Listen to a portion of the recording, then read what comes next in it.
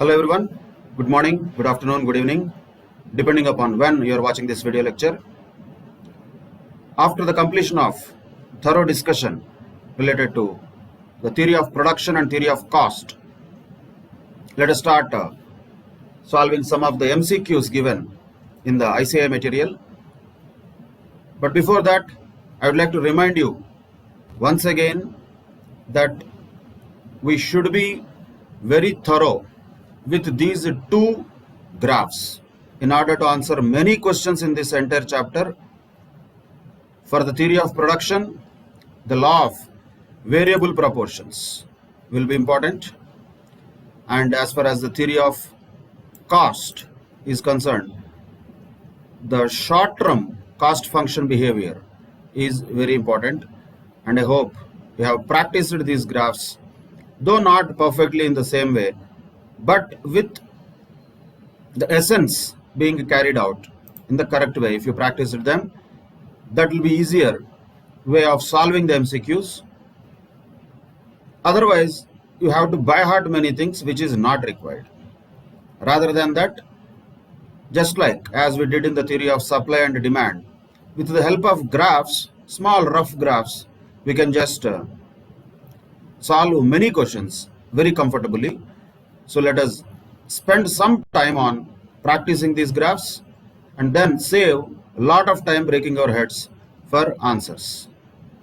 So that will be the best way of approach as far as this chapter is concerned. And once again, in this entire business economics of CA Foundation, there are 5 chapters as we know. The first and fifth chapters are general chapters. There will be questions from them also, but still, mostly the crux of the entire microeconomics particularly lies in chapter 2 and chapter 3. So out of 60 marks, minimum 30 to 40 can be expected from these 2 chapters only. 30 is like bare minimum. Half of the entire 60 marks will be asked from these 2 chapters only. That is chapter 2 and chapter 3. The theory of demand, supply, consumer behavior, theory of production, theory of cost. That is the crux of business economics. That is the essence of business economics. And if we can score well in these chapters, definitely the remaining marks that we can score will be bonus. Definitely that will be much easier also compared to these chapters. But still, in order to achieve good score, some work definitely will be required. They are not going to just fall in our pockets, the marks. We have to obtain them. And in order to do that, definitely the correct approach is required.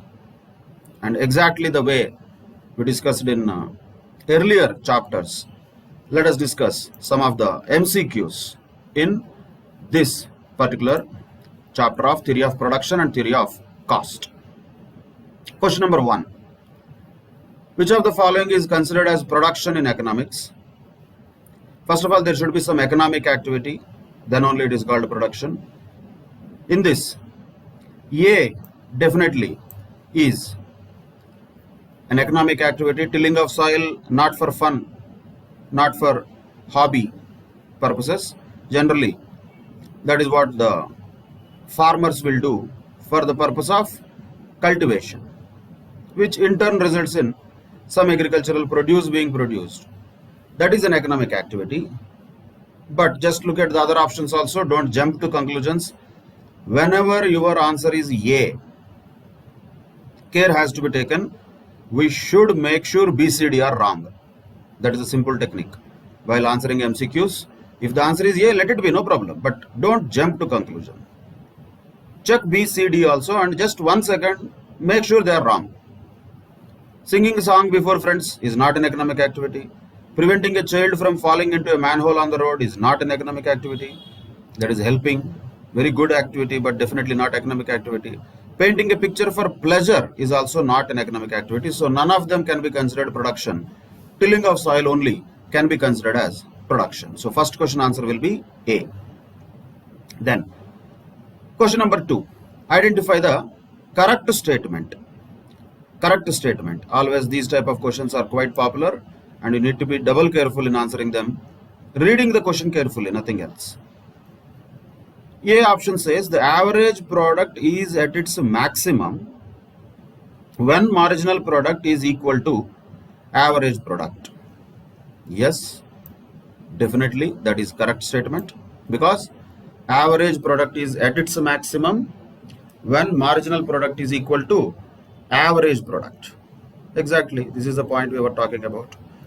When marginal product and average product are same, that is where the average product is at its maximum.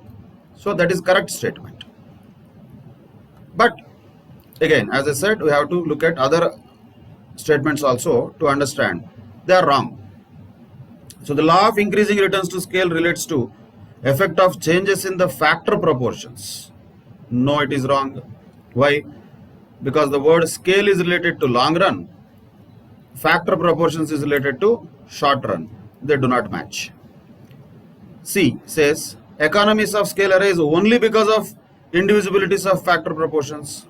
They might arise, but not only because of that. Definitely no. And on the other side, once again, scale is a long run concept and factor proportions is a short run concept, not matching. Then internal economies of scale can accrue when the industry expands. Doesn't make sense, because industry is a external factor. Internal economies is not related to the external factors, it is related to the factors of within the organization. It is related to the various positivities and negativities that will occur within the organization. So this internal and industry do not match. Industry is external, but this is talking about internal. Hence, that is also not a correct statement. A, technically we should already know that definitely average product is at its maximum when the marginal product is equal to average product. So the correct answer for question number 2 also is A. Then question number 3. Which of the following is not? Negations are to be taken very carefully in the questions. As I said, there is a technique of answering MCQs. Knowing the subject, not knowing the subject is definitely one part. But just knowing the subject itself will not automatically give us correct answers. By now you should have observed that also. You might have marked some of the questions wrong, though you know the correct answer. Why? That is approach problem. So we need to approach the questions carefully. Which is the one which we have to answer quickly? Which is the one we have to take some time? That judgment we need to develop. It will not come in one day. That's why it requires a lot of practice. So question number 3 is a negation. So whenever negation is there, we have to be little alert. Which of the following is not a characteristic of land? It says. So we want something which is not a characteristic of land. And point A says the supply of the land for the economy is limited. That is true. So that is a characteristic of land. It cannot be the correct answer. B says it is immobile. That is also true. So that cannot be something which is not a characteristic of land. It is a characteristic of land. And its usefulness depends upon the human efforts. Definitely yes. Usefulness is not automatic. That will depend upon human efforts. So that cannot be also something which is not a characteristic of land. So A, B, C, all the three are definitely correct statements and they are characteristics of land, but that is not the answer. Answer is required which is not a characteristic of land. That is D. It's which says it is produced by our forefathers. No, none of our forefathers have produced the land. Land was there before them also. Land will be there after us also. We will come and go. Land will be there only. So this D is not a characteristic of land. So the correct answer for question number 3 will be D, Delhi. Then question number 4. Which of the following statements is true? We want a correct statement in this. First one says accumulation of capital depends solely on income of individuals. Will it depend on income of individuals? Yes, sir. Definitely it will depend upon income of individuals. But what is the problem in this sentence? Solely. No. Solely it will not depend upon income of individuals. Income of individuals should be there. That is ability to earn. And once they have ability to earn, they should have ability to save. And then they have willingness to save. That saving should be mobilized. That mobilized savings should be invested, then accumulation happens. We cannot say solely it will depend upon the income of individuals. So A is definitely not a correct statement because of this word. If this word is not there, accumulation of capital depends on income of individuals. Yes, fantastic, definitely yes. But these are the words we have to be carefully observing. That is when we cannot jump to conclusions without observing the entire statement in a very precise manner. That is why precision is important. Then B says the savings can be influenced by government policies. Can savings be influenced by government policies? Yes or no? Definitely yes. That is a true statement, no doubt. Government increases the taxes, people's disposable income will get reduced, savings will reduce. Government can give some tax benefits to the people for saving, like a lot of people take insurance policies, medical insurance, health insurance. They will deposit some amounts in public provident fund, PPF that is called. Some fixed deposits they will make. These are all savings. Lot of people do these savings for tax benefits. And who is giving tax benefits? Government is giving tax benefits. It is encouraging savings by doing so. So they will be definitely influenced by government policies. So B definitely looks like correct answer. But should we jump and write it as the correct answer? No. You should again check whether C and D are there, which are supposed to be wrong. Let us only check them quickly. External economies go with size. Internal economies go with location. Doesn't make sense. Doesn't make sense. What has to do with location? So internal economies and external economies, they depend upon many factors, not just size and location. Looks like a very vague statement. Can we have an argument in favoring of this statement C? Probably yes. But does it make it a correct answer? Definitely no. Because there are many other factors also which will be impacting external economies and internal economies. So we cannot conclude that external economies go with size, internal economies go with location. That is a assertive statement which is not true always. So C cannot be the correct answer. Then the supply curve of labor is an upward sloping curve. See, normally the slope of any supply curve will be upward sloping, that we know. And there itself we discussed labor is an exception to that. So the supply curve of labor cannot be an upward sloping curve. Normal supply curve is upward sloping curve. Supply of labor cannot be an upward sloping curve because supply of the labor cannot be increased or decreased just because of the price of the labor, which is nothing but the wage rates that are applicable in the society. So one of the exceptions to the theory of supply was labor. That means it will not be an upward sloping curve. And this statement says it is an upward sloping curve, which is wrong. So C and D are also wrong. A is wrong. So naturally B is the only correct option. Savings can be influenced by government policies. Yes, they can be influenced by government policies. Once again, out of the 4 available options, we have to choose an appropriate option. That does not mean other options are completely meaningless always. No. They might have their own explanations, they might have their own situations, different factors which will influence them. But that is not our objective. Here our objective is to mark the correct answer. If A, B, C, D statements are given and if you are asked to write an essay on them, yes, we can write pages and pages of essays on each of them. Accumulation of capital, how it happens, so we can write multiple pages. External economies, internal economies, how they will occur, we can write pages. But that is not the model of exam here. That is what we have to understand. Out of the 4 options, which is the best option? That is the approach we need while answering MCQs. While learning, it is different story. While learning, we have to understand all the possibilities, different situations, practical implications, wherever possible we can apply them, we can apply. So the distinction between the learning process and actual answering of questions process has to be kept in mind. Otherwise what happens? Normally while answering the questions, too many thoughts will come and we will be in a dilemma, or which answer is correct out of this. Definitely that will not help us in getting good marks. So we need to narrow down the options. We cannot keep it broader. While learning, our mind has to be broader. We have to have an open antenna while learning. Any option we should be able to try and understand and comprehend what happens in such a situation. But while answering MCQs, if we keep the same open antenna, C also is correct only no, D also is correct only no, how can we get answer for this? We will never get answer for this if that is the thought process. We have to narrow down the options. A of course is wrong because it says solely, so no problem. C is wrong because it is giving a very assertive statement that external economies go with size and internal economies go with location. Nothing like that. There are so many factors that will go with external and internal economies, not just size and location. And supply curve of labor is upward sloping curve. There we have to think, first of all, upward sloping curve is normal supply curve and labor is an exception to that. So it cannot be an upward sloping curve definitely. How it will be, we don't care. How the supply curve of labor will look like, we don't care, we don't need. What in this question is C and D making sense? No.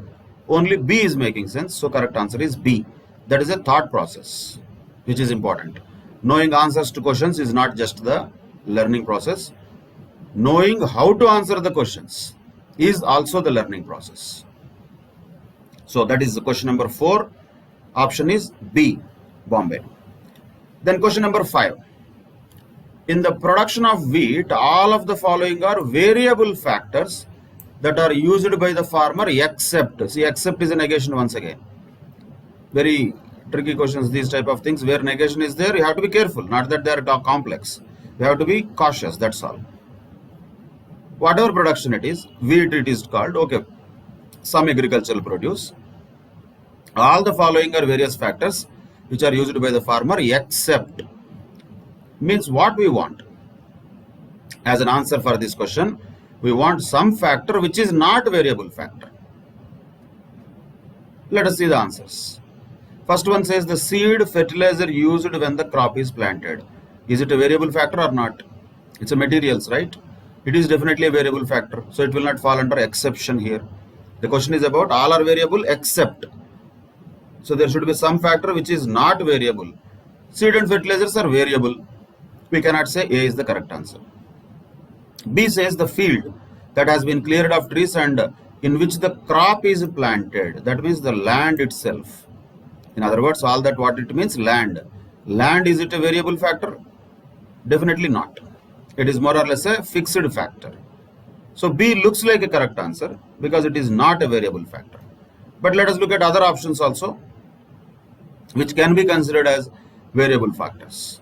For example, the tractor that is used by the farmer in planting and cultivating not only wheat but also corn and barley. So he has some other products also and he is using tractor as an asset in different agricultural activities. So is that a variable factor or not? Can he increase or decrease the usage of tractor or not? Yes, he can. He can do that. So that becomes a variable factor. The number of hours that the farmer spends in cultivating the wheat fields, definitely the variable factor. So the first one is material, the last one is labor. So these two are anyway variable, there is no problem with them. Clash comes between B and C. One is talking about land itself, second one is talking about tractor itself. At least common sense, tractor is movable, land is not movable. Tractor can be used for other purposes also. Same tractor, same land at the same place cannot be used for other purposes. So which is a fixed factor here, which cannot be varied, is the field that has been cleared of trees and in which the crop is planted. So correct answer for question number 5 also will be B, Bangalore. So here once again narrowing down is important. Seed and fertilizer is variable, no problem. Number of hours is variable, no problem. But while talking about number of hours, definitely thought may come, how can number of hours be variable because a day has only 24 hours? It is also fixed now. Thought will come. But is it a valid thought for this purpose? No. That is where again I am talking about narrowing down, not keeping it open and broad. Every answer can be debated, can be discussed, can be proven otherwise also, if that is our objective. But unfortunately, that is not our objective. Our objective is to get the correct answer. So, number of hours is variable. He may work 4 hours only, he may work 8 hours, he may work within 24 only. You cannot say 24 hours is fixed, so that is also fixed. Tractor also you can say, possibility, thought is there. Tractor is also a capital, which is a machine. And he cannot increase or decrease the tractor, right? Tractor is only one. Or he can increase the number of tractors that he can use within the field. So, how can that be considered as variable? It is also a kind of a fixed asset. No, we are not talking about fixed assets here. The objective of the question is, all other factors can be increased or decreased according to the requirement of the output. But the field that on which the agriculture happens cannot be increased or decreased at the will of the cultivator. That is what we have to take from this. Yes, from this also we can have another argument. Sir, he can cut some more trees and make the field available for it and make more field in which he can grow wheat. No limit for it. Like this we can keep on thinking. Every option we can have multiple permutations, combinations. But no. It is not somebody's whims and fancy that they can just cut the trees and start the agriculture. Land is an immobile, limited factor of production. So we have to think that the land which is available for the cultivation of wheat is fixed. That is given. That is already known. I will cut more trees. That's a different story. I will buy one more farm. That is a different story. That is not what we are talking about here as variable factor. Within the land that is owned by this farmer, which factor is fixed, which factors he can increase or decrease according to his requirement or plan for production. Seed and fertilizer he can increase or decrease. Number of hours he can increase or decrease. Number of tractors and the time for the tractor to be used for this particular production he can increase or decrease. But the field that he already has, he cannot increase. So that is why it can be considered as fixed factor. Not a variable factor for sure. Question is that which is not a variable factor is asking. Out of the 4 which is less variable, that is enough. But we don't have to come to a conclusion that it is completely not variable, not possible to be variable. Other side also we can say, let us say he has cleared 2 acres of land and started cultivating. He may not increase the 2 acres, but he can decrease, right? So does it make it variable because of that? Like this, good to have these thoughts. They will help us in increasing our thinking capacity, no doubt. Will they help us in getting marks? Will they help us in narrowing down the options? If they do, that is good thought. If they don't, if they create confusion, if they push us in a situation where we have multiple answers, not being able to narrow down on one answer, then those thoughts will be dangerous. So simply we have to just check out of these 4 factors, which is less variable, that is enough. Which is less variable, definitely the land is less variable. So that is why it falls in the exception. And that is why the correct answer for question number 5 will be B, Bombay. Then question number 6. The marginal product of a variable input is best described as what? The direct question, technical question. What is a marginal product? What is marginal product? We should already know that, and we have to identify the answer according to the options given. Total product divided by the number of units of variable input. No, that is not marginal product, that is average product. B says the additional output resulting from 1 unit increase in the variable input. Yes, that's what is marginal product. So correct answer for question number 6 also is B, Bangalore. And other answers says like the additional output resulting from 1 unit increase in both variable and fixed inputs. First of all, fixed inputs we don't change in the short run. When we discuss marginal product, average product and all, we are talking about the law of variable proportions. There is no change in fixed inputs. So the moment you see fixed inputs, that is out of context. The ratio of the amount of variable input that is being used to the amount of fixed input that is being used. That's a very good statistic, fantastic thing. But that is not marginal product is that has no relevance at all in any of our discussion related to the law of variable proportions. So the things may sound okay, they are sounding good, looking good, but they don't make any sense for this particular question. That's what we have to identify. When we say marginal product, it is nothing but additional output resulting from 1 unit increase. Marginal is always 1 plus 1 unit increase in the variable input. Naturally, variable inputs only can be increased or decreased. So increase happens in variable inputs. As a result of increase in 1 unit of variable input, how much the output changes, that is called marginal product. Hence, answer for question number 6 is B, Bombay. Then, question number 7. Diminishing marginal returns. Again, always we have to check which theory we are referring to. Marginal returns we are talking. Diminishing returns we are talking. So naturally we are talking about the short-term theories. So when there are diminishing marginal returns, what will happen? Decreasing average variable cost? Definitely no. When the returns are diminishing, costs will increase, right? How they will decrease?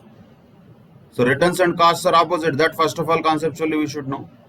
When he says the marginal returns are diminishing means cost will definitely increase. You don't have to actually look at the descriptions also. A says decrease in cost, B says decrease in cost, D says decrease in cost, only C says increase in costs. Naturally that is the correct answer. And that too marginal cost, which is matching with marginal returns. When the marginal returns are diminishing, marginal costs will increase. That's what happens. They are opposite with each other. For that we have to know the graph again, once again. Whenever marginal product is increasing, in the phase of where the marginal product is on the rise, that is increasing marginal returns. What is happening to the marginal cost? Decreasing. When marginal product is decreasing, what is happening to the marginal cost? Increasing. Naturally, both are opposite in nature. So that we should already know. And that's what is given in this question, question number 7. Diminishing marginal returns implies increasing marginal costs. So answer is C. Question number 8.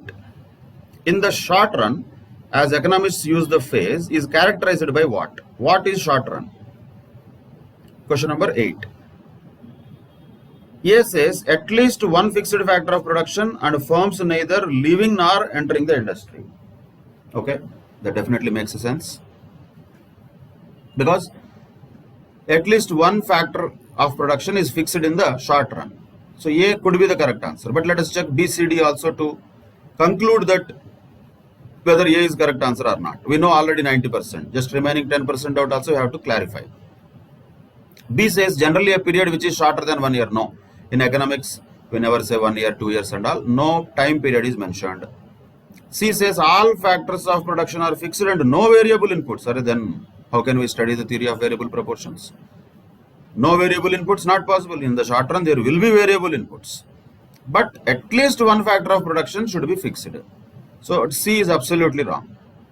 And then the D says all inputs are variable. All cannot be variable. And less than 1 year it says nonsensical. No, 1 year in short run. This 1 year is absolutely nonsense. There is nothing like that in economics. So B and D outright wrong answers. C says all factors of productions are fixed and no variable inputs. No, that is wrong. So definitely correct answer is A.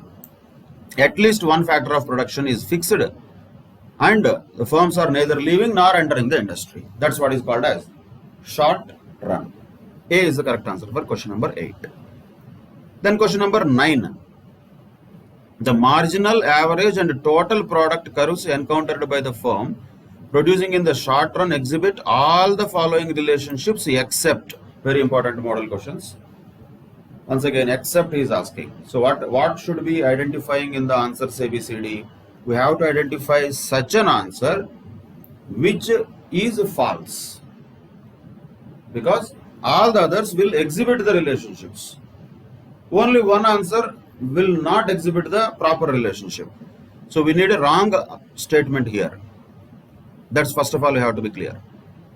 A says when the total product is rising, average and marginal product may be either rising or falling. That is true. Look at this product graph.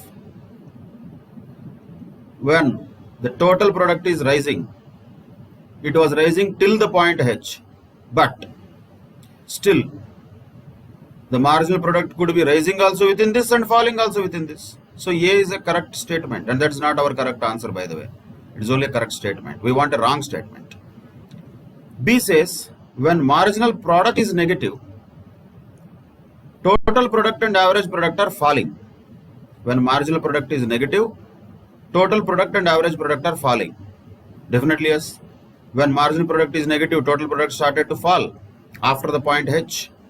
Average product started falling much earlier than that. So definitely both are falling when marginal product is negative. So B is also a correct statement. C says when average product is at its maximum, marginal product equals the average product and the total product is still rising.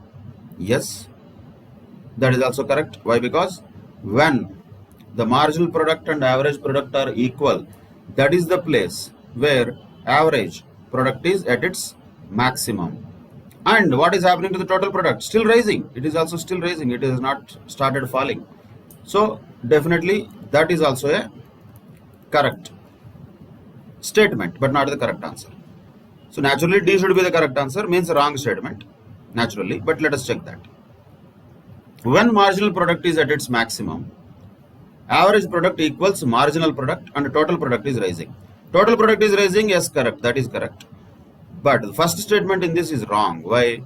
When marginal product is at its maximum, average product will not equal marginal product.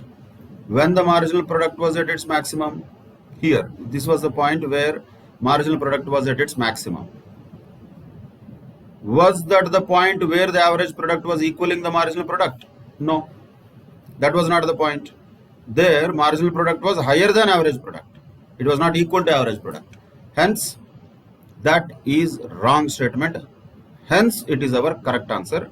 So, the 9th question correct answer will be D, Delhi. Next, question number 10. To economists, the main difference between the short run and long run is what? A says in the short run all inputs are fixed, while in the long run all inputs are variable. See, in the short run all inputs are not fixed, sir. So that is wrong. In the long run all inputs are variable, that is okay. But short run all inputs are fixed is wrong. At least there should be one variable, one factor that should be fixed and many other factors can be variable. So all inputs cannot be fixed in the short run. That is a wrong statement. 10. A is not a correct statement. B says in the short run the firm varies all of its inputs. All of its inputs, not possible once again. So in the short run neither it is all fixed nor it is all variable. Both are wrong. So A also wrong, B also wrong.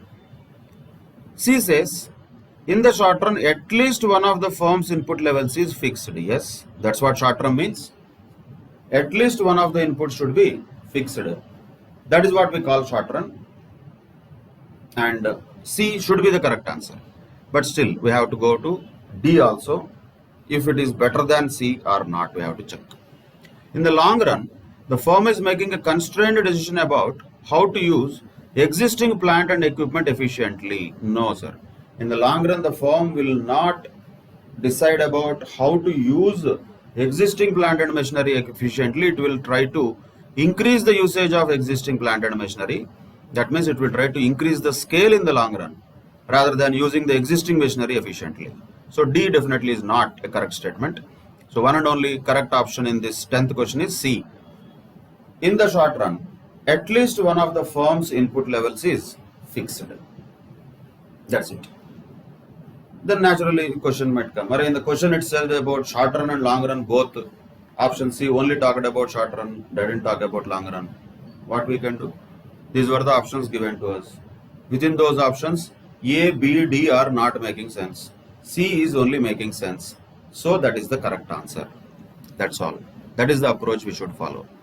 Yes, not necessary that all questions and answers will be fantastic according to they should have been. Not necessarily.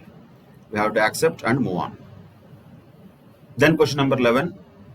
Which of the following is the best definition of production function is asking. So that is question number 11. What is production function? Is it the relationship between the market price and quantity supplied? No, sir. That is supply curve. Relationship between the firm's total revenue and cost of production. What we talked about revenue in this production function. It has nothing to do with money. Relationship between the quantities of inputs needed to produce a given level of output. Yes, that's what production function is. Why? Because we are talking about only quantities of inputs and level of output. Both are in quantities. You can easily identify. In the point A, there was something related to money called price. Nothing like money related thing is there in production function. In point B, there is something called revenue, which is related to money, not related to production function. Then point D also has something called cost, money, once again, not related to production function. Production function does not have any relevance for monetary expressions. It is purely a quantitative theory which tells us the relationship between the quantities of inputs in order to produce a given level of output. So perfect answer for question number 11 would be C. Then question number 12. The law of diminishing returns applies where? It applies in the short run but not in the long run. Yes, definitely. That is a short run theory, right? Diminishing returns. Only returns we are talking, not returns to scale. So law of increasing returns, diminishing returns, negative returns, that is all short run theory. It is not applicable in the long run. So A is the correct answer. B says it is applicable in long run. That is wrong. C says it is applicable both short run and long run. That is also wrong. D says it will never be applicable to both the short run also wrong and long run also. That is also wrong. So only law of diminishing returns applies to short run but not the long run. So question number 12, answer is A. Then question number 13. The diminishing returns occur when? Read the options carefully. When units of variable input are added to a fixed input and total product falls. Units of variable input are added, okay, fine, to a fixed input. Of course, it will be there always one input fixed at least. And total product falls. When the total product falls, what we call that? That we call not diminishing returns, that is negative returns. See, simple question, but it will try to trap us if we do not have absolute authority over the concept of total product, average product and marginal product. When the total product is falling, like in this graph, that is in stage 3, that is not called diminishing returns, that is called negative returns. So A cannot be the correct answer. B says when the units of a variable input are added to a fixed input, okay, so far same, and marginal product falls. Yes, when the marginal product falls, that is when we say the diminishing returns are occurring. We can check that once again with our graph. When the marginal product is falling, that is when we say the diminishing returns are occurring. Not when the total product is falling. When the total product is falling, that is where negative returns are occurring. But yes, still there is a possibility here. We cannot be 100% sure because there is a phase here where marginal product is falling. Still the increasing returns are still happening. Stage 1 is still there. If at all we consider that way, let us check the other options. Are they talking about it or not? C says when the size of the plant is increased in long run. See, first of all, diminishing returns is nothing to do with the long run. So C outright wrong answer.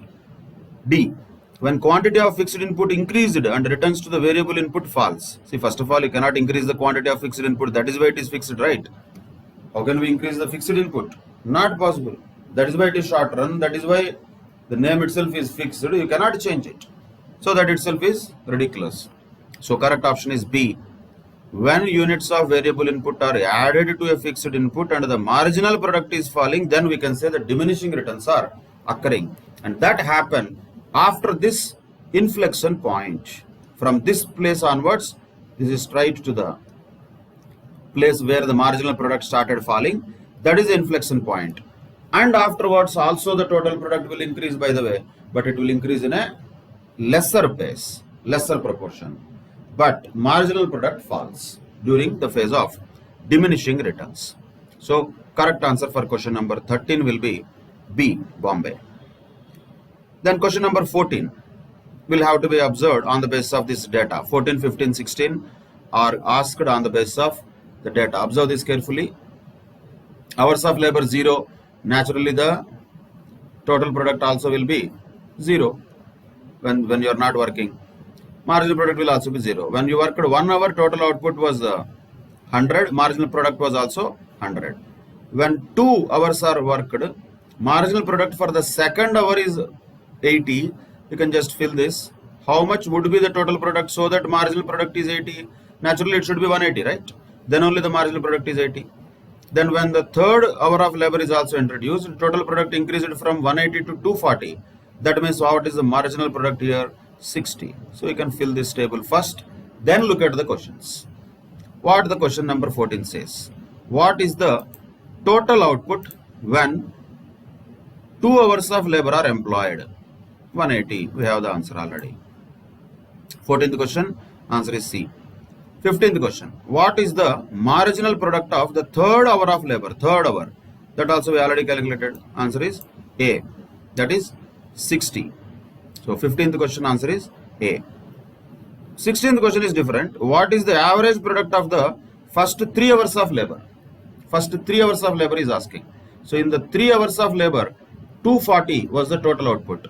What is the average output? Total output divided by number of units of variable input. 240 divided by 3, that comes to 80, which means B, Bombay, will be the correct answer for 16th question. These are the type of questions which can be expected in the exam. We should not be in a hurry to answer them. We have to just calculate them carefully. After making sure 100% that we filled the table correctly, then we should start answering those questions. 3 marks will be in pocket, just like that. How much care we have to take? That has to be always kept in mind. Then, question number 17. Which cost, this has nothing to do with the table, by the way, I have to always keep in mind. Which are the questions related to the data that is given? 14 to 16 only, done. 14, 15, 16 over. The table's life is over. Now move on. Question number 17. Which cost increases continuously with an increase in production? Continuously it keeps on increasing with an increase in production. When there is an increase in production, what type of cost will increase? Naturally the variable cost. That will keep on increasing with the increase in production. That is why it is variable cost. Average cost, marginal cost may or may not increase exactly. Sometimes they may have a increase and decrease also, as we observed already in the costs function. Average cost and marginal cost sometimes decrease and sometimes increase. But variable cost means normally total variable cost. See, when nothing is mentioned, variable cost means total variable cost. Fixed cost means total fixed cost. Or a total is not there, it is not there. We have to understand. So, average cost, marginal cost may increase, decrease. Fixed cost will never change according to the increase in production. So, what is the only cost that will change or increase in the same direction as the production changes? Naturally, variable cost. So, correct answer for question number 17 would be D, Delhi. Then, 18th question says, which of the following cost curves is never U-shaped? Never. Which one is never U-shaped? Direct question. Average fixed cost curve is never U-shaped. All others are decreasing first, then increasing, decreasing first, then increasing. All are U-shaped only. Average fixed cost curve always goes down. If you observe this, average fixed cost curve, it is never U-shaped. All others are changing, little bit coming down, then increasing, coming down, then increasing, coming down, then increasing. All others are like that. You may say, sir, this MC also is not looking like U-shaped. U does not mean exactly U. U means decrease and then increase. But AFC, that is average fixed cost, is never U-shaped. It is always going downwards only. It will never rise. So that is the correct answer for question number 18. D. Delhi. Question number 19. Total cost in the short run is classified into fixed cost and variable cost. Yes. Which one of the following is a variable cost? He is asking. Direct question. Cost of raw materials is a variable cost. Along with the production, it will also change. Materials and labor and other variable expenses are all part of variable costs. Cost of equipment is not a variable thing. Interest payment is not a variable thing. Payment of rent is not a variable thing. You have to pay them irrespective of production is there or not. So all the others are fixed costs. Materials cost is variable costs. So 19th question answer is A. Question number 20. In the short run, when the output of a firm increases, its average fixed cost always decreases. Naturally. That is why the average fixed cost line is always going downwards. When the output increases, the average fixed cost decreases. So question number 20, answer is B, Bombay. Question number 21. Which one of the following is also known as planning curve? Planning curve is always about long run. So question number 21, direct answer, this is also long run average cost curve is also called as planning curve. Short run, no. So average cost also, when we look at it, just average variable cost curve, average total cost curve, those are not planning curves. Planning curve is always long run average cost curve. So that is A. Answer for question number 21. Then question number 22. If a firm moves from one point on a production isoquant we are talking. So firm moves from one point on a production isoquant to another. So it is already an isoquant, means at all points on that isoquant the output will be same. Then the question says which one of the following will not occur? Will not happen. So once again negation. Understand the question first. Answering, I need option, that can be done later. First understand the question. If a firm moves from one point on the production isoquant to another, means it is not changing its isoquant, it is just moving from one point on the isoquant to another. Then which of the following will not happen, he is asking. Which will not happen? Definitely what will not happen? There will never be a change in the level of output. That is for sure. What will not happen on an isoquant is a change in the level of output. So question number 22 answer can be directly identified as D. Because that is for sure. That is why it is isoquant, no? Isoquant means what? At any point on isoquant, the total output is same. The production is same. So it will definitely not happen. A change in the level of output will definitely not happen. So then what about other things? A change in the ratio in which inputs are combined to produce output. It has nothing to do with isoquants. Change in the ratio of marginal product of the inputs. Again, nothing to do with isoquants. Change in the marginal rate of technical substitution. Marginal rate of technical substitution is not happening because of a movement from one point on the isoquant to the another point on isoquant. Already the marginal rate of technical substitution is there, which is diminishing, and isoquant is not the one which will result in a change in the marginal rate of technical substitution. So the isoquant is there because of the same output being produced at multiple combinations of various factors of production. Marginal rate of technical substitution is a result of isoquant. Isoquant is not a result of marginal rate of technical substitution. In other words, the change in the marginal rate of substitution may happen, may not happen also. But can we say that it will not happen? It will not happen definitely, but it will happen. There is a change in the marginal rate of technical substitution from one point to another point on the isoquant. When there is an isoquant, from one point to another point, there will be definitely some kind of change in the marginal rate of technical substitution when it is going down. From here, let us say a point to this point if it has come down. Why is this isoquant first of all like this? Because at this point the marginal rate of technical substitution is higher and the marginal rate of technical substitution here is lower, which means there is a change in the marginal rate of technical substitution. Normally that will be diminishing, no rule, but that will diminish. But can we say that there will not be any change in the marginal rate of technical substitution? No, we cannot say that. There might definitely be a change in the marginal rate of substitution or marginal rate of technical substitution, which will be different at different points on the isoquant, which means C also cannot be a correct answer. So what cannot happen on an isoquant when the point is moved from one place to another place is a change in level of output. It is not possible. Why? Because at all points on the isoquant the level of output is same. So there cannot be a change in the level of output. Remaining things can change, may not change, but we cannot say they will not have any change. What is the only thing which will not have any change on the isoquant is the change in the level of output, guaranteed. So question number 22, answer is D, Delhi.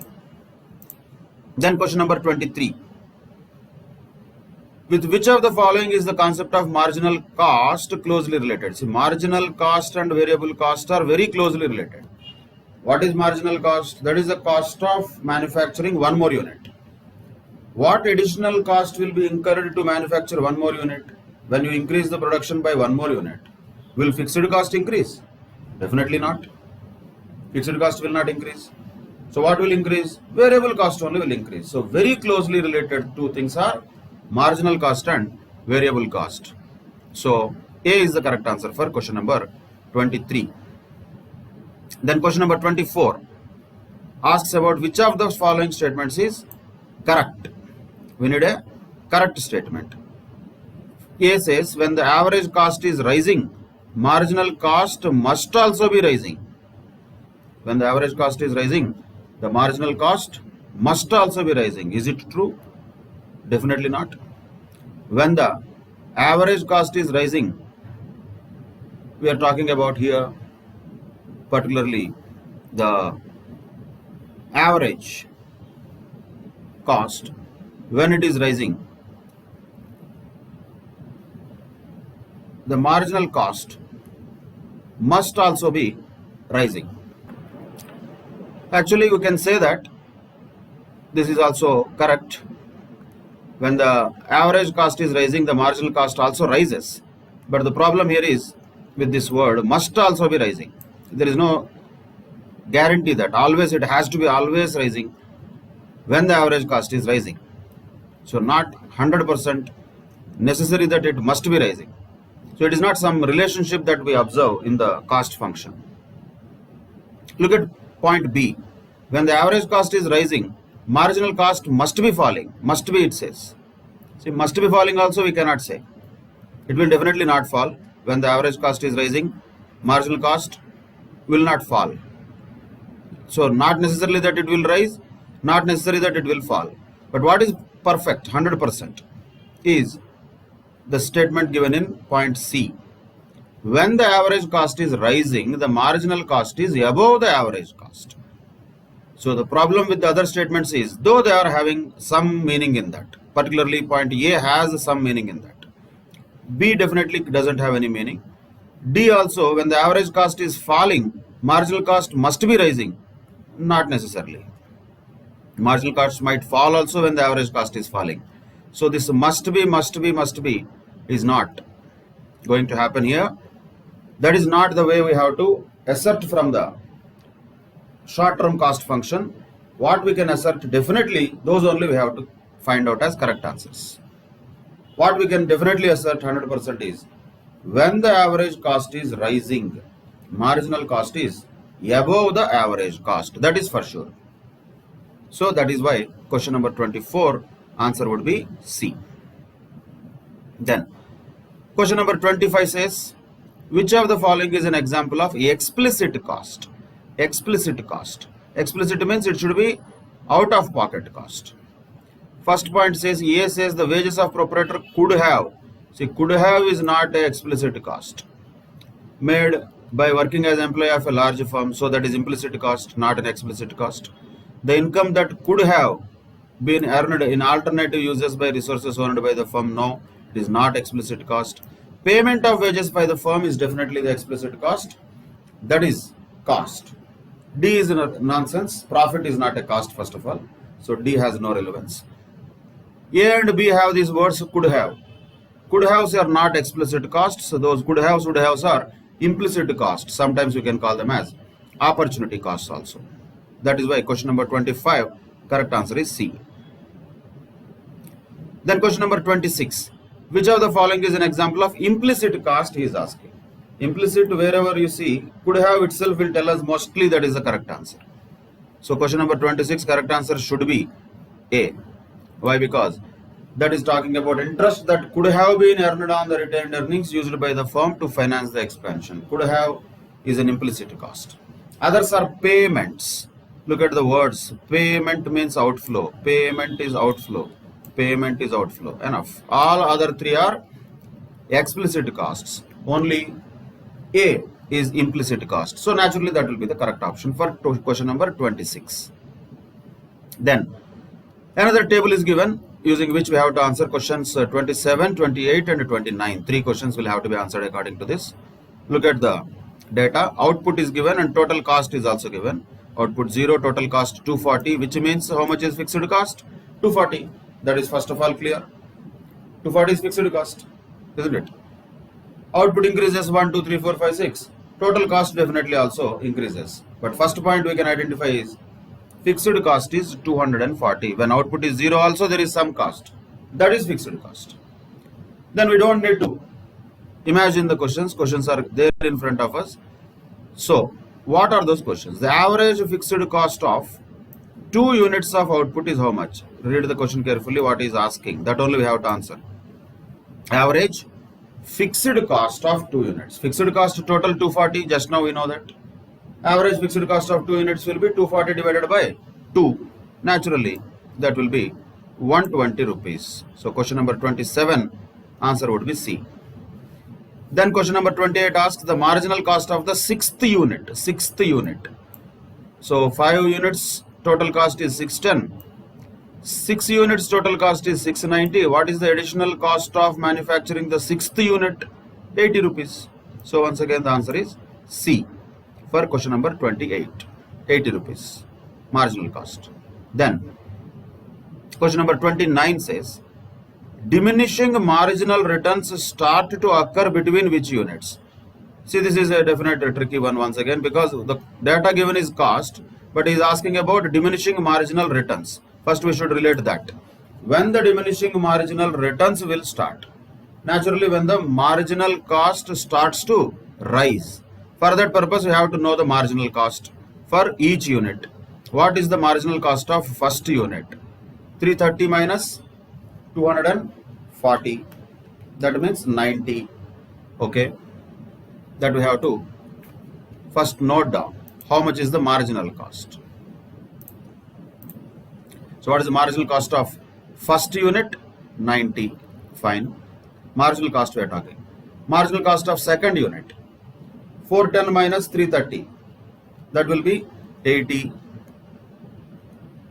So marginal cost has reduced.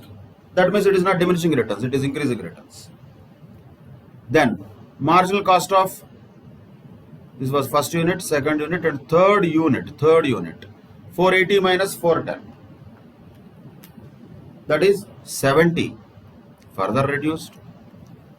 Then marginal cost of fourth unit, 540 minus 480, 60,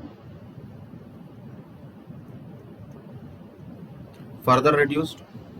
Then the marginal cost of fifth unit, 610 minus 540, that is 70. So what happened? Marginal cost started rising. So all this number of units, marginal cost was decreasing, 90, 80, 70, 60. Then it started rising from 60 to 70. Between what units? 4 and 5 units. So naturally, that is the phase when the diminishing marginal returns would have started between units 4 and 5. That is what we have to be very clear. This is mixing both theory of production and theory of cost. We need to know the theory of production also and theory of cost also. Theory of cost wise, marginal cost you can find out for each unit. When the marginal cost started rising, that is the phase where the diminishing returns have started. So between 4 and 5, the marginal cost has risen from 60 to 70. That means that is when the marginal returns started diminishing. So the correct answer for question number 29 is C. Then question number 30. Marginal cost is defined as, A says the change in total cost due to 1 unit change in output. See how deceiving the answers are. When there is a change in the output, what is the change in the total cost? That is what is point A. And the second option says the total cost divided by output, definitely that is not marginal cost. Third one says change in output due to 1 unit change in input. So 1 unit, we will see. 1 unit, okay. That is marginal for sure. B and D eliminated, no problem, because that is all average concepts. But what is marginal cost? That's what we need. Not marginal product. Very clearly, that is why I have to read the question. Marginal cost means what? The change in the total cost due to a change in the output by 1 unit. That is marginal cost. The change in output due to a 1 unit change in the input is a marginal product, not a marginal cost. So very close options will be there. So that is why you have to be very careful in reading the questions. What is marginal cost is the change in the total cost we are talking, due to 1 unit change in output. C doesn't have the word cost at all. It is related to production. Change in output due to 1 unit change in an input is called marginal product but not marginal cost. So correct answer for question number 30 would be A. Then question number 31. Which of the following is true of the relationship between the marginal cost function and the average cost function? So read them carefully once again. Marginal cost function and average cost function is talking. Average cost means average total cost if nothing is mentioned. First we should know the relationship, then we have to identify the answers. What is the relationship here? Marginal cost is cutting the average cost at this point, and afterwards the marginal cost will be more than average total cost. Till that point marginal cost is less than average total cost. That is clear from that. For that purpose only we need the perfection in graphs. Question number 31 says what is the relationship which is true in the following 4 possibilities. A says if marginal cost is greater than average total cost, then average total cost is falling. Is it? Is the average total cost falling when the marginal cost is more than average total cost? No. Average total cost was rising. So can this be a correct answer? No. A is not correct. B says the average total cost curve intersects the marginal cost curve at minimum marginal cost. No. Minimum marginal cost happened somewhere here. That is way low. So definitely B is also not correct. C says the marginal cost curve intersects the average total cost curve at the minimum average total cost. Yes, that is correct. That is the point we are talking. That is where the marginal cost cuts the ATC curve, where ATC is minimum. So correct answer for 31st question will be naturally C. D, if you want to just confirm that C should be correct answer. If MC is less than ATC, then ATC is increasing. No sir. When MC is less than ATC, that means this region, ATC was decreasing actually. So that is also wrong. Only correct statement is C. That is where the marginal cost curve intersects the average total cost at minimum average total cost. 31st question answer would be C. Then 32nd question. Which of the following statements is true of the relationship among the average cost functions? See, first of all, what are the functions we are talking about? Average cost function means what? In the case of average cost, what is average total cost? That we should know first of all. What is the correct relationship? See, average total cost is definitely equal to average fixed cost plus average variable cost. That is the relationship between them, right? This we should know already. Then we have to find it, where is it in the answers. So average total cost is equal to average fixed cost plus average variable cost. Where is it? Is it A? No, doesn't look like. Average total cost is equal to A, average fixed cost minus variable cost, it says, nonsensical. Then average B, if you look at 32nd question, average variable cost is equal to average fixed cost plus average total cost. No, definitely not. C says average fixed cost is equal to average total cost plus average variable cost. No, if this goes to the other side, it becomes minus. So our average variable cost should be minused from average total cost so that you get average fixed cost. So one equation we know, that should be the guiding factor for answering the question. Question can be given in any way. So the answer is here. Average fixed cost is equal to average total cost minus average variable cost. From the equation that we know, if you take the average variable cost to the other side of the equation, it becomes minus. So average total cost minus average variable cost becomes the average fixed cost. So correct answer for that question is D, Delhi. That is question number 32. Then question number 33. Which of the following is not, negative once again, not a determinant of the firm's cost function? Which is not a determinant of the firm's cost function, he is asking. Production function, will it be a determinant of the firm's cost function or not? Definitely yes. Price of the labor, is it going to determine the cost or not? Definitely yes. Taxes, are they going to be part of the cost or not? Definitely yes. The price of the firm's output, that is the selling price, that has nothing to do with cost. That is a concept related to revenue, not cost. So output, selling price is not a determinant of the cost function. So correct answer for 33rd question will be D, Delhi. Then question number 34. Which of the following statements is correct concerning the relationships among the firm's cost functions? Once again, here correct statement is asking. We know the relationship first of all. What is the relationship? Just now, as we have written already, the same relationship. The total cost, total fixed cost, total variable cost. There are three things. So what is total cost?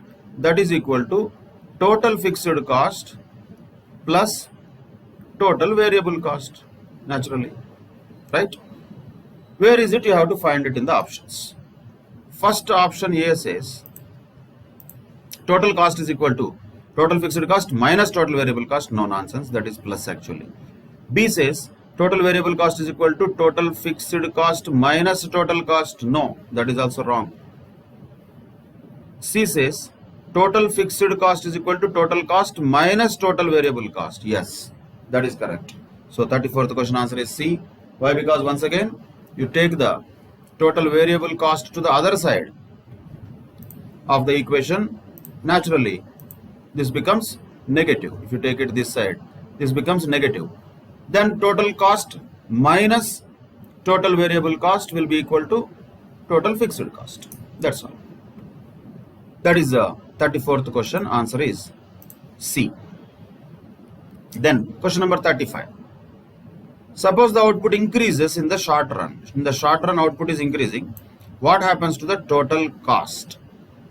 Total cost will increase or decrease. If it increases, because of what it will increase? First of all, in the short run, the fixed costs will not increase with an increase in output, that we should know. So if at all there is an output that is increasing in the short run, what will increase? Only there will be a total cost increase due to an increase in variable cost only. There cannot be any increase in fixed cost in the short run. It will happen in the long run, but in the short run, fixed costs are fixed. That is why they are called fixed. So increase in total cost in the short run is due to increase in variable cost only. So A is wrong, C is wrong. And total cost will decrease, D says. That is absolute nonsense. When the output is increasing in the short run, total cost is not going to decrease. That too when the firm is in the region of diminishing returns. That is absolutely wrong. Because when the firm is having diminishing returns, the total cost will increase, not decrease. So D doesn't make sense. A and C do not make sense because they are using the word fixed cost, which will not change in the short run. Only what changes in the short run is variable cost. So the total cost will increase due to an increase in variable cost only. So the correct answer for question number 35 will be B, Bombay. Next, question number 36. Which of the following statements concerning the long run average cost curves, long run average cost curve we are talking here, is false? We need a false statement, not a correct statement. And 36th question answer, A says, option A says it represents the least cost input combination for producing each level of output. Is it or not? Yes, that's what it is. Least cost combination for producing at each level of output. That's what the long run average cost curve is telling us. Then B says it is derived from a series of short run average cost curves. Yes, that is also true. C says the short run curve at the minimum point of the long run average cost curve represents the least cost plant size for all levels of output. No. Yes, it will represent the least cost combination for that level of output, not for all levels of output. Where the short run cost curve, which is there in the minimum point of the long run average cost curve, that will definitely represent the least cost plant size, but not for all levels of output. Only for that level of output it will represent the least cost combination. So C is a wrong statement. And D says as output increases, the amount of capital employed by the firm increases along the curve. What are we talking about? Capital employed we are not talking about here. That has no sense, no relation with the long run average cost curve. So that is just a diverting statement. So C is the statement which is false and all others are correct, definitely. And C says at the minimum point of the long run average cost curve, it is the least cost combination for all levels of output. No, it is not. Others are definitely possible when the long run average cost curve represents least cost combination for producing at each level of output. So different level of outputs will have different least cost combinations. It is derived from a series of short run average cost curve. When the output increases, the capital employed also might increase along with the curve. Yes, because along with output, the requirement of money also will be more. So that has no direct relationship here with this, but still, what is definitely the false statement here is C. Hence, question number 36, answer is C. Then question number 37, the negatively sloped, the falling part of the long run average cost curve. The falling part of the long run average total cost curve is due to which of the following? See, when the falling part of the long run average total cost curve is there, falling part means average total cost is falling. That should happen when?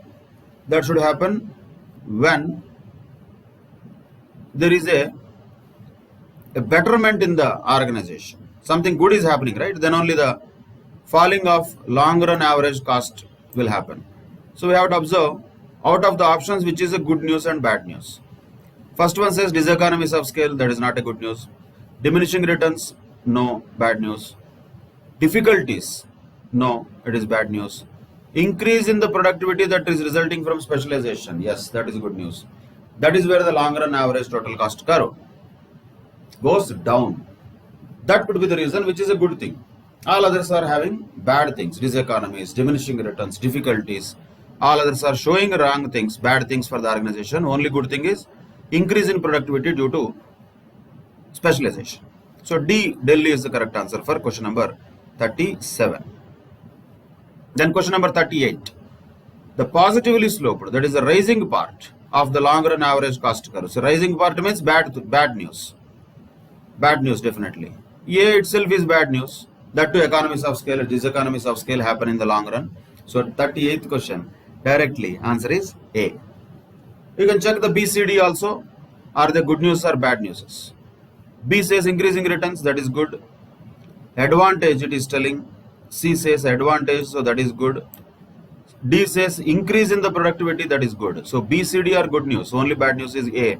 Straight away, diseconomies of scale are the result, or they are the determinant factors for rising part of the long run average total cost curve. Direct question, that is direct answer is A, diseconomies of scale, for question number 38. Then question number 39. A firm's average total cost is 300 rupees at 5 units of output. See, if its average total cost is 300 at 5 units of output, first of all, how much will be the total cost? Average total cost is 300 at 5 units means how much will be the total cost at that level? That will be naturally 300 into 5, that is 1500 rupees. That is first thing we can observe from information that is available. So that is the total cost at 5 units of output. And the average total cost once again is 320 at 6 units of output. So once again, how much will be total cost? Then 320 multiplied with 6. Average total cost is 320. 6 is the number of units of output. So what is the total cost in that case? That will be 1920. How? That is 320 into 6. 1920. The question is, the total cost of producing 5 units is 1500. Total cost of producing 6 units is 1920. The question is, what is the marginal cost of producing 6th unit? Difference between these two, 1920 minus 1500. Naturally, that will be 420 rupees. So, what will be the correct answer here? That is D, Delhi. 420 is the answer for question number 39. Then, question number 40. A firm producing 7 units of output has an average total cost of 150. So once again, average total cost is telling 150. How much will be total cost then? 150 into 7. That means 1050 is the total cost of manufacturing 7 units. And it has to pay 350 to its fixed factors of production, whether it is or not. So here, total cost is, first of all, 1050. Why? Because 7 into 150 average total cost is total cost, that is 1050. And the question says in that 350 is related to fixed factors. So 350 fixed cost, if you reduce from this, what will be the variable cost total? So 1050 minus 350, variable cost total will be 700 rupees total, that is. Now the question says, how much of the average total cost is made of the variable cost, average total cost? Average total cost was 150. That was given already, average total cost. In this, how much is the variable portion, how much is the fixed portion, we have to identify. Fixed portion we don't need, because already we know the total fixed cost is 350. 350 divided by 7 is 50.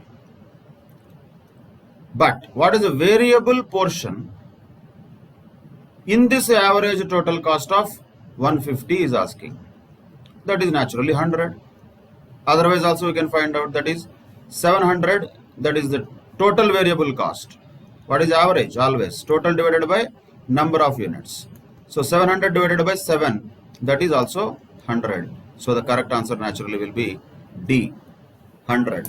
That is for question number 40. So 40th question answer is D, Delhi. Then 41st question. A firm has a variable cost of 1000 rupees at 5 units of output. You need to read the questions carefully. It is not talking about average, total variable cost. So at 5 units of output, total variable cost is how much? 1000. Fine. Fixed costs are 400. That is also total fixed cost. That is 400. So naturally the total cost will be 1400. This is the data already given. The question is, what will be the average total cost at 5 units of output? He is asking average total cost. See, total cost is 1400, that we know. Average means what? 1400 divided by number of units. So 1400 divided by 5. That is the number of units, no? So 1400 divided by 5, it will be how much? What is the average total cost? Answer for question number 41 will be 280. 1400 divided by 5. So 41st question answer will be A. Reading the question carefully, substituting in the formula we know, and then getting the answer is the way. Directly you cannot get the answer. Always you have to just make some little bit of pen on paper. 1000 into 5. Total variable cost is 1000. Sorry, not 1000 into 5. The total variable cost itself is 1000, yet 5 units of output. Fixed costs are 400. So total cost itself is 1400. Divided by 5, 280 rupees is the average total cost at this level, that is 5 units of output. Then, question number 42 says, a firm's average fixed cost is 20 at 6 units of output. So read it carefully. Average fixed cost is 20, it says. That means total fixed cost will be how much? 20 into 6. That will be 120. That is total fixed cost. Then what it will be at 4 units of output? What it will it be means it what? It means same average fixed cost. So how much will be the average fixed cost? Instead of 6 units, it is 4 units. Total we know 120. Number of units is 4. So 120 by 4. How much will be the average fixed cost at 4 units of output? Naturally, 42nd question answer will be B, Bombay. That is 30 rupees. 120 divided by 4. These are some questions which will be popularly given in the exams related to some numbers. Need to read the question carefully. And relationships definitely between the costs we should know. What are the relationships? Total cost is equal to total fixed cost plus total variable cost. Average total cost is equal to average fixed cost plus average variable cost. That we should know. What is given in the question, that we have to identify carefully. And then accordingly, requirement of the question has to be answered. That is question number 42. So we are almost halfway through this solving of around 80 questions. So we'll stop it in this session, and in the next session we'll continue with some more questions which we are yet to solve, ranging from 43 to 81, related to the same chapter, theory of production and theory of cost. Once again, I have to remind you, you will be able to answer the questions better if you draw the graphs with your own hand freely and you identify the relationships carefully which are already discussed. Then answering the questions will become relatively easier. In any case, if certain numbers are given in the question, number based questions, calculation based questions, you have to be carefully observing what is given and what is asked. So that is the approach of answering questions correctly. And definitely a lot of questions will be there which will give confusing statements, misleading statements. Yes, there will be questions like that. We have to be carefully reading them and identifying the correct answer by narrowing the options, not by thinking about all the options in a broader way. So approach of answering MCQs is equally important as knowing the subject. So that is what we have to learn from this process of answering the MCQs and apply it, not just learn it, apply it when you actually attempt the internal tests in the learning process. And more and more tests and more times we practice this approach of answering MCQs, better it will be for us. So once again I am repeating, more marks in MCQs is not just possible only with knowledge. Knowledge is definitely required. For that purpose we need to be conceptually thorough, reading the text carefully, understanding the concepts carefully. Yes, in spite of all this also, we might miss marks if we don't have a right approach of answering the MCQs. That is equally important in scoring better. So knowledge plus approach plus a tactics plus a strategy is required for answering the questions in a better way so that we can get better score. Fine then. In the next session, we'll complete this remaining MCQs also. Till then, take care. Bye bye. Thank you very much.